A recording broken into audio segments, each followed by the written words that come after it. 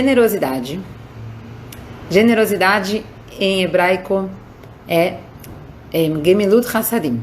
Atos de bondade, generosidade, tem vários tipos de tradução. E assim a gente vai começar com a nossa história. De uma Rebbetzin, uma esposa de um rabino muito grande, lá na Rússia, numa época de dificuldade, principalmente financeira. As pessoas não tinham fartura em casa, as pessoas não tinham, assim, tudo que elas queriam. Então, na verdade, tudo era muito contadinho. Essa Rebbetzin, ela fazia uma geleia que era muito famosa.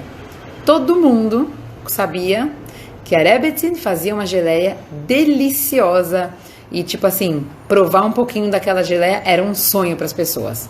Pouca gente conseguia. De novo, era uma época de muita dificuldade financeira, inclusive para a Rebbetzin.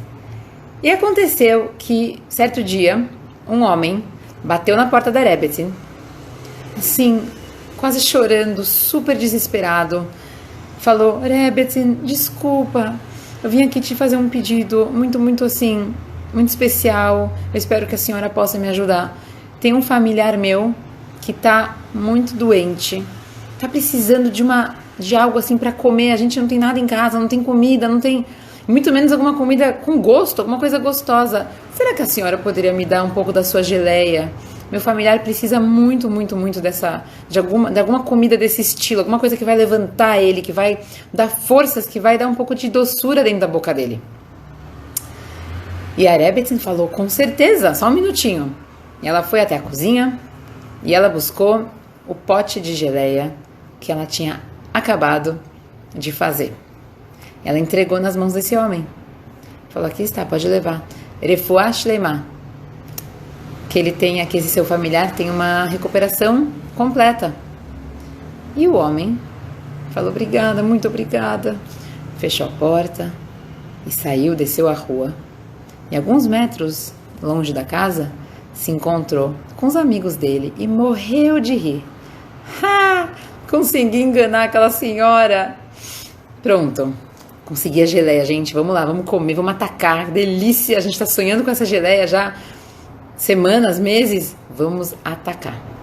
E assim, ele e os amigos pegaram a geleia, abriram um pote e começaram a comer. E comer, e estavam se deleitando com a geleia.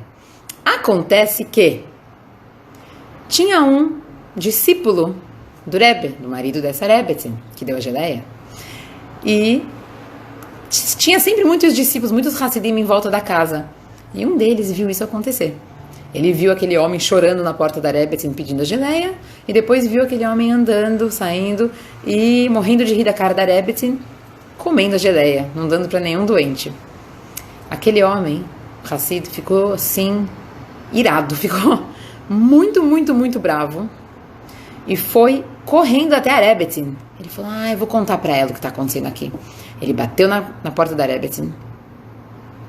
A Rebbetzin abriu a porta e falou: sim. Ele falou: Rebbetzin, eu vim te contar uma coisa absurda que eu acabei de presenciar. A senhora não vai acreditar. Aquele homem que veio aqui te pedir a geleia dele, porque tem alguém doente na família que precisa urgente comer alguma coisa gostosa para levantar, É tudo mentira.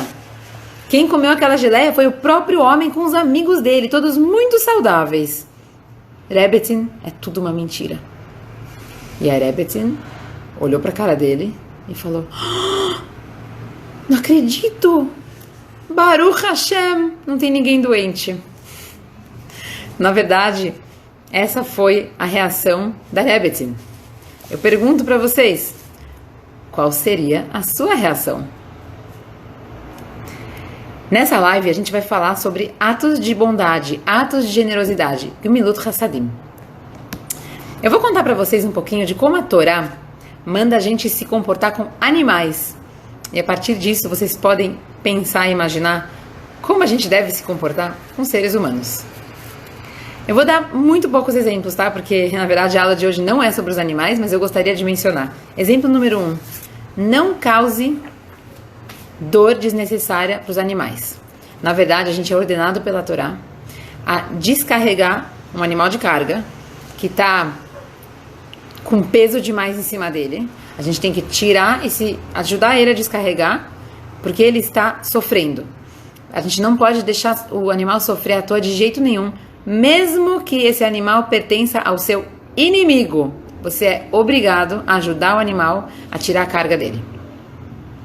Também matar animais por esporte, importunar gatos ou outros animais, caçar cruelmente. Qualquer incômodo a qualquer animal é proibido pela Torá. Mais um exemplo. Alimente primeiro seus animais. Isso aqui eu acho tão bonito. Se você tem animais, tipo numa fazenda, ou bichos de estimação dentro de casa, pode ser peixes, pode ser um cachorro, pode ser um gato, você tem que dar uma refeição para eles antes de você comer sua própria refeição. Vocês sabiam disso? Sim, antes de você se sentar para comer seu próprio café da manhã, você tem que dar uma refeição para o seu animal, para o seu bicho de estimação. E um último exemplo, só como exemplo mesmo, é o costume que a gente tem, muita gente faz isso, deixar migalhas de pão para alimentar as aves antes do Shabat. Então isso vem lá da época de Moshe Rabbeinu, nosso Moisés, nosso líder, que os judeus costumavam deixar, tem uma história por trás, mas também não vou entrar nisso hoje, mas deixar migalhas de pão para as aves poderem comer no Shabat. Então, assim, isso são só alguns exemplos sobre os animais. Vamos entrar agora em real generosidade. Generosidade, Gemilut Hasadim, é a pedra fundamental e é o pilar do universo, gente. É a base do universo. Sem generosidade, não pode existir sociedade e a humanidade não pode estar de pé. Não tem mundo. Generosidade é a base do mundo. O Gemilut Hasadim, a generosidade, na verdade, é tanto para os pobres quanto para os ricos. É tanto para os vivos quanto para os mortos. Então, na verdade, generosidade não é tzedakah, não é caridade. É muito mais que isso. Não trata só de dinheiro. A gente vai ver mais pra frente do que trata, tá bom? Aliás, vamos ver agora. A generosidade não é só dinheiro. É muito mais que isso. A generosidade é o serviço pessoal. É o esforço pessoal. É a atitude. É você dar de si mesmo. Vocês sabiam que o início da Torá, o meio da Torá e o final da Torá tratam de generosidade?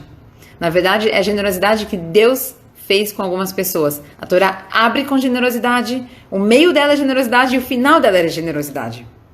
Porque a Torá e a generosidade são completamente inseparáveis. Não existe só estudar a Torá e não cumprir os preceitos de generosidade, de amor ao próximo.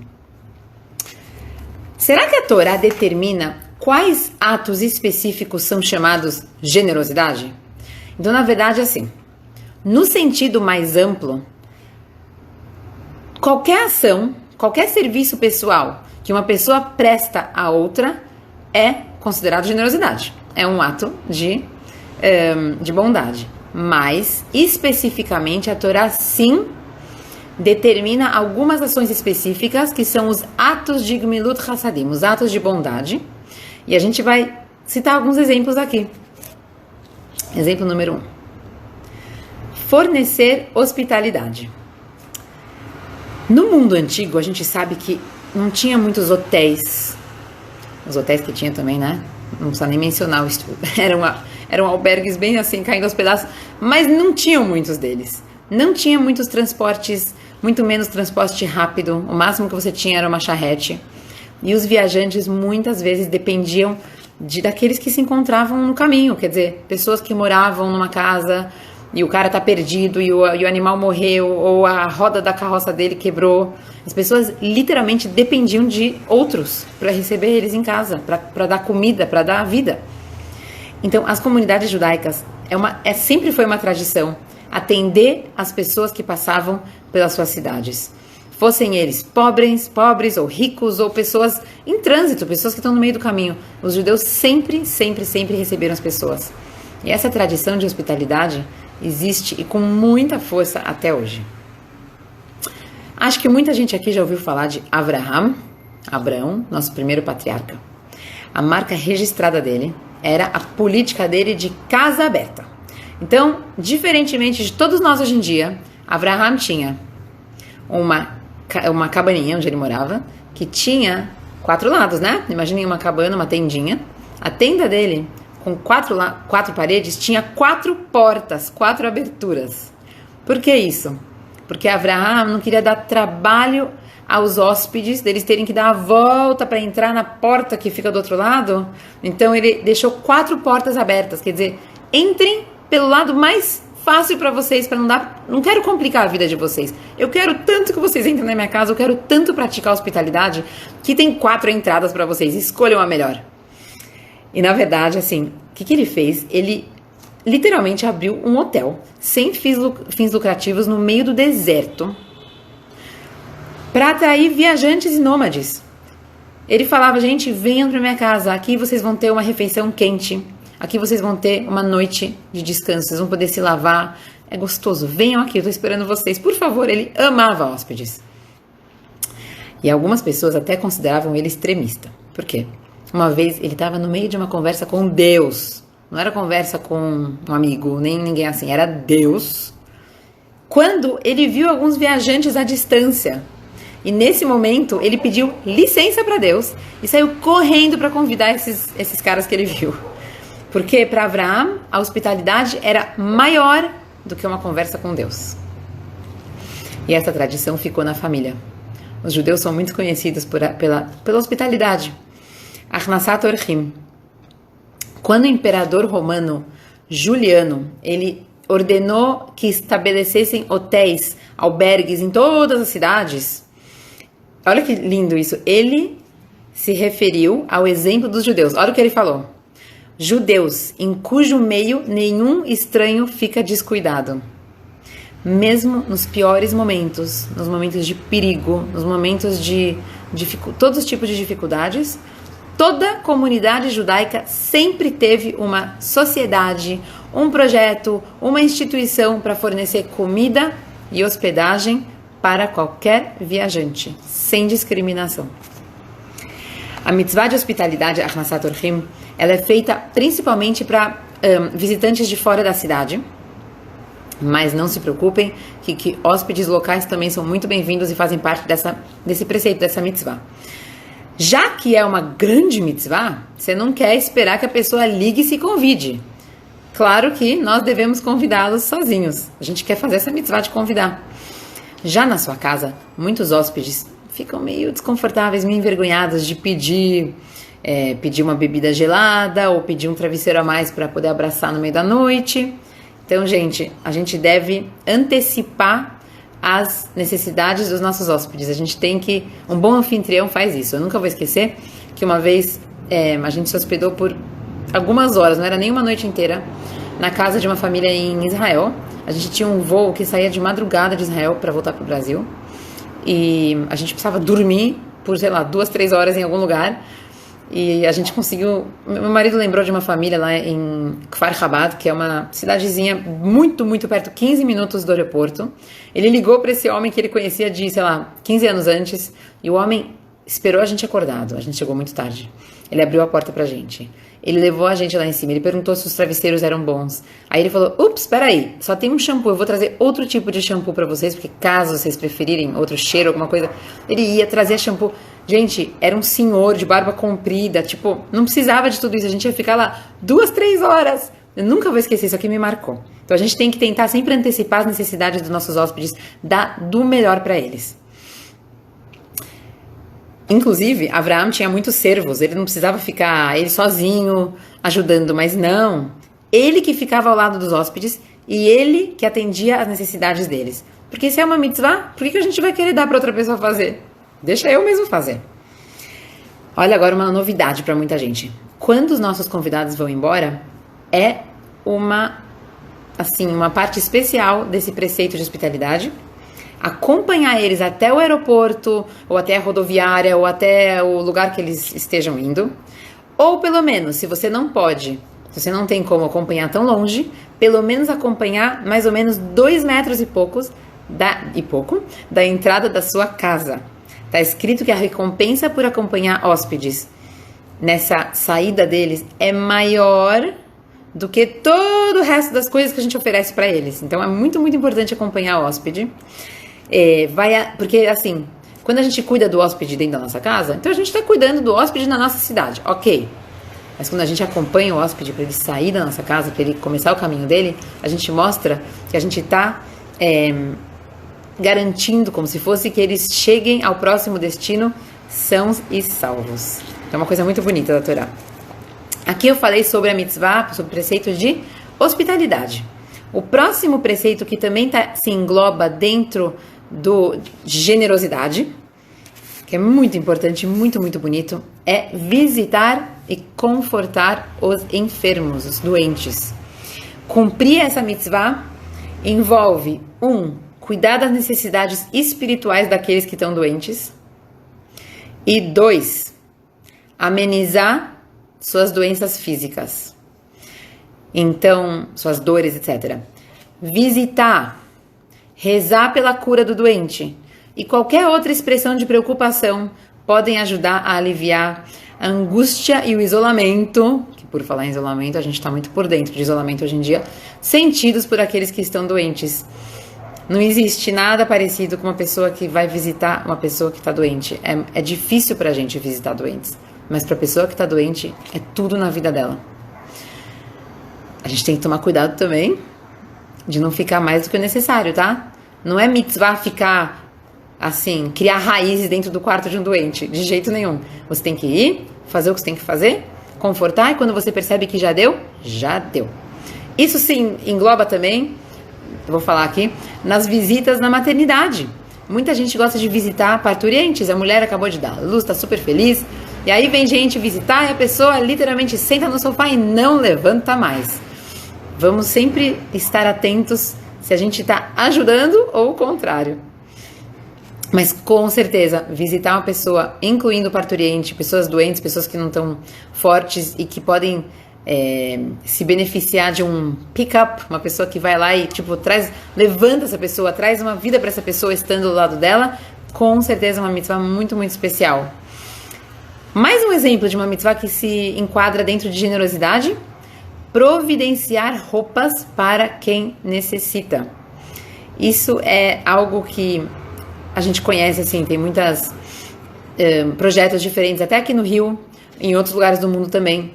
É muito bonito como que dentro da comunidade judaica, sempre, em quase qualquer cidade, você vai achar um gmar. Gmar é como se fosse um projeto sem fins lucrativos, de bebês. Então você pode conseguir carrinhos, e berços, e roupinhas, e, gente, banheira, tudo que você precisa, poltrona de amamentação, tudo no gmar de bebês. Tem também gmar de crianças, você pode conseguir roupas de crianças, sapatos e tudo. Tem gmar em São Paulo, aqui acho que não tem, mas aqui no Rio, mas existe gmar de grávidas, roupas de grávidas para mulheres que não podem ficar gastando muito, e assim vai, roupas para quem precisa. Mais um exemplo: ajudar e alegrar noivas e noivos. Olha, nunca vou esquecer, isso também me marcou demais. Quando eu estava no ensino médio, no colegial em São Paulo, porque eu cresci em São Paulo, certo dia, uma professora veio falar com todo o ensino médio. Falou assim: gente, eu tenho um pedido especial para vocês. É uma grande mitzvah. Tomara que vocês possam fazer isso.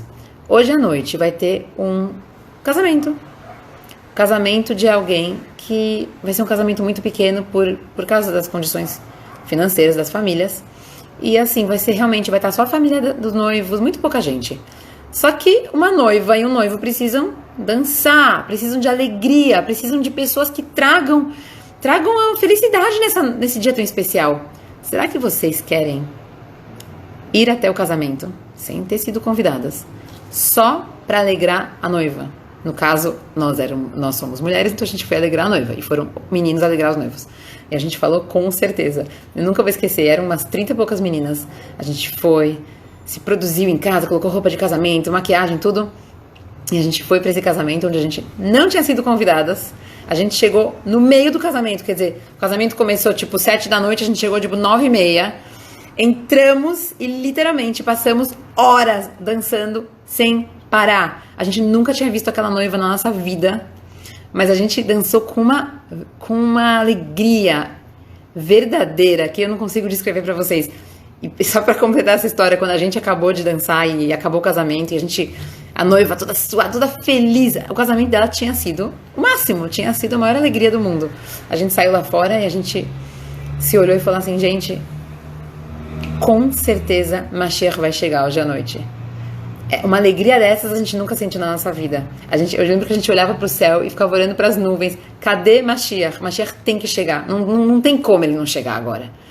Então, entre parênteses, alegrar o próximo traz uma alegria para a pessoa que não existe nada igual. Nada igual. Você pode fazer tudo que você gosta na vida. Você pode comprar roupa sem parar. Você pode viajar. Você pode fazer tudo que você mais gosta. Mas nunca você vai ficar alegre verdadeiramente como a alegria que você tem ao ajudar o próximo. Próximo exemplo de generosidade. Atender aos mortos. Deus nos livre, quando a gente tem mortos na cidade, a gente tem obrigações com esses mortos. Próximo exemplo. Confortar os enlutados. É uma mitzvah muito, muito, muito grande. Curar as feridas dos enlutados. A Torá determina que a gente tem que dar, a gente tem que fornecer para os enlutados aquelas necessidades básicas deles, tipo refeições e tudo que eles vão precisar. E também a gente tem que oferecer companhia discreta. O que é companhia discreta? É estar lá, prontos para interagir com eles e dar conforto e dar oportunidade para as pessoas que estão enlutadas de expressar a sua dor, mas seja em palavra ou em silêncio. Nunca chegar num luto e começar a conversar e contar histórias. A gente tem que sentar em frente a um enlutado e esperar que o enlutado venha falar com a gente. Essa é a halakha, essa é a lei da Torá para o caso dessa mitzvah de luto. Ao contrário do que muita gente acha, que a gente tem que chegar e já sair abraçando e dar beijinho e começar a falar. Não é assim a halakha é que a gente tem que ficar sentado e esperar a pessoa se dirigir a nós, mostrando que ela quer conversar e que ela quer falar. Uma pessoa aqui perguntou como se atende aos mortos. Na verdade, uma ótima pergunta. Espera aí um minutinho. Aqui. Existem alguns serviços que a gente é obrigado a oferecer para os mortos. Como eu falei antes, generosidade não é só para os vivos, é para os mortos também. Não é só para os pobres, é também para os ricos e assim vai. Então, para mortos, Deus nos livre quando uma pessoa falece, todos os moradores daquela cidade são proibidos de continuar o dia deles, continuar a trabalhar, continuar a fazer as coisas que eles estão fazendo, até que o enterro aconteça. Mas, se existem pessoas específicas que cuidam disso, então, claro, por exemplo, no nosso caso, a gente tem o Hevra Kadisha, que cuida das necessidades dos enlutados, então a gente pode sim continuar nos nossos afazeres normais, porque a gente sabe que tem gente cuidando deles. Os serviços que a gente tem que dar para os mortos é o seguinte: guardar o corpo, tirar o corpo do hospital, de onde ele estiver, tem a limpeza do corpo, tem trocar o corpo da pessoa morta e acompanhar o morto até o enterro e enterrar. São 6 serviços que a gente tem que prestar aos mortos. Mesmo quando tem uma Hevra Kadisha, como fala isso, uma instituição de pessoas, sei lá, que cuidam dos mortos, é uma mitzvah especial, um preceito da Torá, a gente acompanhar o morto e fazer parte no enterro dele. Então, na verdade, a gente nunca deve pensar, tem um minyan, tem 10 pessoas lá, não preciso ir. É uma mitzvah especial acompanhar o morto até o enterro. E sobre enlutados eu já falei, né? Então não vou nem repetir, mas pelo menos eu acho que eu respondi a sua pergunta, não sei quem tinha me perguntado aí. Mas só mais um exemplo que a Torá designa como generosidade: reconciliar aqueles que estão de mal, aqueles que estão brigando. Compaixão e benevolência são atributos muito nobres pelos quais o homem se compara ao Criador, o homem se compara a Hashem. Quando a gente realiza atos de bondade, a gente traz à tona a imagem divina na qual a gente foi criado. Um homem foi criado na imagem divina. E quando a gente faz atos de bondade, a gente está trazendo isso à tona. A gente está mostrando, eu estou imitando Deus. Eu estou sendo uma cópia de Deus nesse mundo. Todo o papel de Deus é fazer o bem e eu estou imitando Ele. E, na verdade, isso é um dos nossos deveres de vida. Imitar Deus, copiar os atos bons de Deus, copiar o jeito que Hashem se comporta com o ser humano. Então a gente tinha falado um pouquinho, agora eu vou falar um pouquinho mais. O fator determinante de Chesed, Chesed é bondade, é o envolvimento pessoal.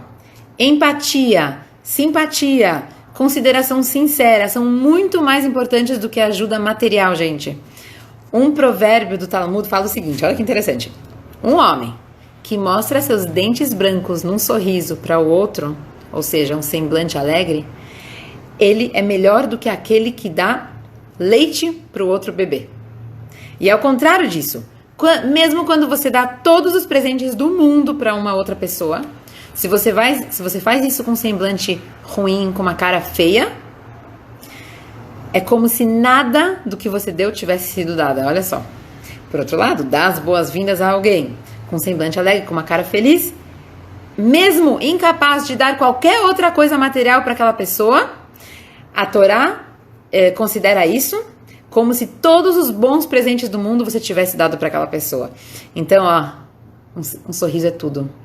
Olá, como você tá? É tudo. É mais do que muitas outras coisas que você pode dar de presente para as outras pessoas. A gente também deve fazer caridade com palavras. A gente deve, por exemplo, encorajar uma pessoa pobre, falar de um jeito gentil com eles. Então, resumindo, vamos colocar em palavras curtas e grossas. O que é generosidade? Generosidade é consideração, é empatia, é simpatia, uma palavra amável, uma saudação amigável, é um conselho bom, é encorajamento. Tudo isso é a essência da generosidade. Tô acabando, hein? Mas o que eu faço? Será que eu faço atos de bondade realmente porque eu me importo com as pessoas? Ou talvez eu faça generosidade, atos de bondade por interesses próprios. E agora? Será que é considerado? Será que eu devo continuar? Será que eu sou a pessoa mais horrorosa do mundo? Não contem pra ninguém. Então, eu vou contar uma história para ilustrar a resposta para essa pergunta.